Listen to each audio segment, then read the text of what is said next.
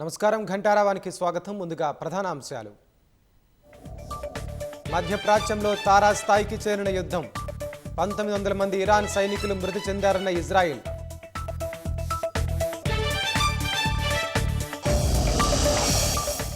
ప్రతీకార దాడులతో విరుచుకుపడుతోన్న ఇరాన్.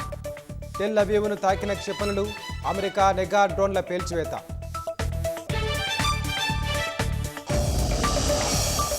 తుది దశకు రాష్ట్ర బడ్జెట్ కసరత్తు. ఇవాళ మంత్రులు, ఉన్నతాధికారులతో డిప్యూటీ సీఎం సమీక్ష.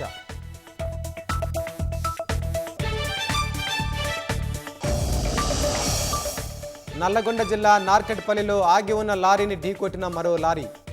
వాహనాలు మధ్యలో ఇరుక్కుని 2 దుర్మరణం, మరో 2కి గాయాలు.